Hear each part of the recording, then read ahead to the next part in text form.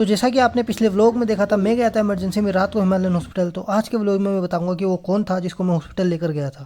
तो हेलो दोस्तों, स्वागत है आपका मेरे घर के व्लॉग में। और व्लॉग रोज इसलिए नहीं आ रहे थे क्योंकि घर पर चल रहा था आजकल कुछ काम, तो टाइम नहीं मिल रहा है। तो हमारे घर आ गई थी छुट्टियों में मेरी बड़ी बहन, और ये छिपकली थी मेरी बहन की लड़की, और ये मेरे पीछे लग गई थी कि बाजार लेकर चलो।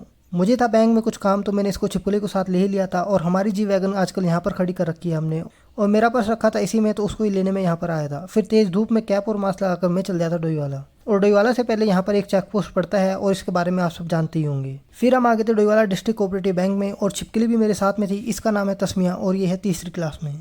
फिर बैंक का काम निपटाकर मैं चल जाता घर वापस, और घर आने के बाद मैं लग गया था इस काम में, नीचे वाले फर्श को साफ करने में, क्योंकि इस काम की वजह से बहुत गंदा हो गए थे। फिर ये दोनों भाई बहन कहीं पर जा रहे थे, और झूठ बोलकर मैंने छिपकली को रोक दिया कि अभी यहाँ पर झूला डालेंगे पाइप पर। और ये तो तुरंत मेरी बातों में आई गई, और फिर ये देखो स्टोर रूम से रस्सा भी खुद ही लेकर आ गई और मेरे पीछे पड़ गई कि झूला डालो। तो मैंने सोचा बच्चों के लिए झूला डाल ही देता हूँ। फिर मैं थोड़ी सीढ़ी लगाकर ऊपर चढ़ा, और इस छिपकली ने मुझे यहाँ से रस्सी पकड़ाई।